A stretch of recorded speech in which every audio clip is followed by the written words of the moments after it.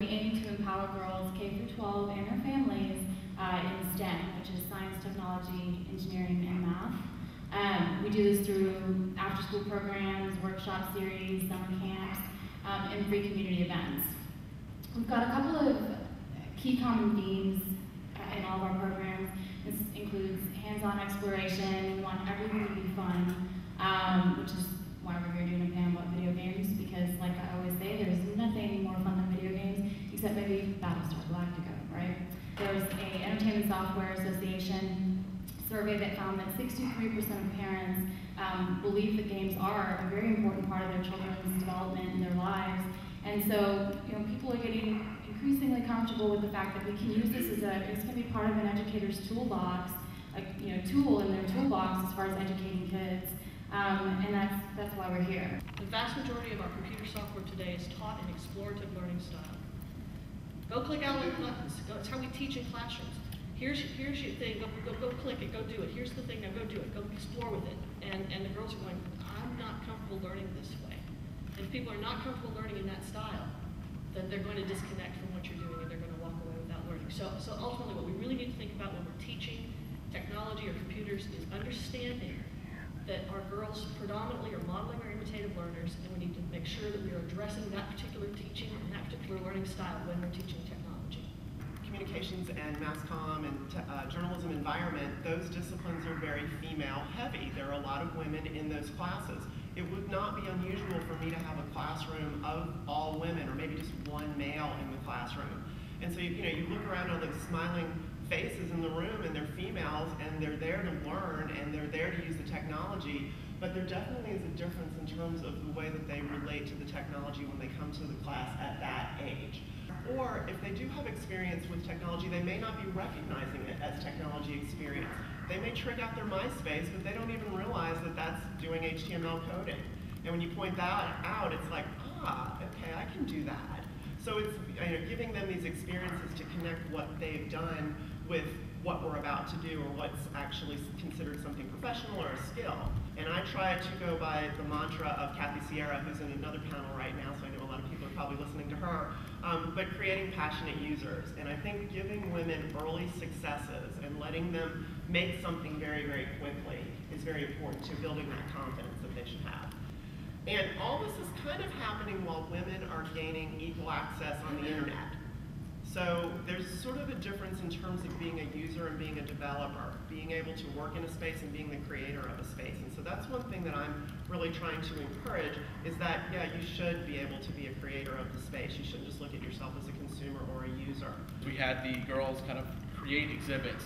Museum exhibits are basically some type of user experience in which they talked about girls in gaming, or how girls are represented within technology. And they made some really neat exhibits. One of them was an avatar fashion show. And they said, we're going to make a fashion show right away. I was like, God, no, you don't get it. We don't want to do fashion. We don't want to do Tyra. But they took it in a really, really interesting direction. They ended up doing a fashion show based on stereotypes of women in games. So the first women came out, and they were basically the princess model of Nintendo. The girl that needs help, please save me. So the little princesses came out. The next one came out. It ended up being females that are very curvaceous. They brought up Tomb Raider. So Tomb Raider comes out, Lara Croft, very curvy, very sexy. And they brought out the next version of the female that gets represented in games. And they brought out the giant Mortal Kombat, super strong, muscular women that were almost freakish that they bring out. And then their last kind of role model that they brought out was the girl they want to be represented in games. So it's a girl in capris, tennis shoes, t-shirt. And then they had another girl that was just wearing like a tracksuit. And I think it really showed a lot about, they were able to kind of show how they get represented, and also give a sense of how they want to see themselves in games. And they had a great conversation and dialogue about that afterwards. And they're really able to cooperate as they're building. They're able to communicate while they're building. It's a lot of kind of team-based materials, and almost a cultural synthesis between them, the technology, and then the other users within the world. So I think that's really important within virtual worlds, and something that we can look at in education. We need to take more risks to diversify content for girls. We need to ensure we're just not creating the stereotypical content, but are really addressing all the needs of girls. There are as many preferences as there are girls. And when we were making the first Nancy Drew Games, a lot of people would say to us, well, you know, just make it pink and they'll all come.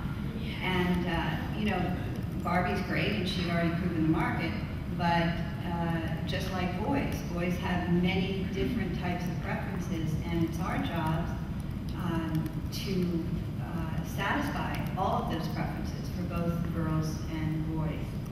And also we need to change the gaming culture, improve it. It's been a boys' club for a long time, and one of the ways we can improve this is through leadership that welcomes women into the game industry, and not only welcomes them, but supports them and mentors them, both men and women, not just women.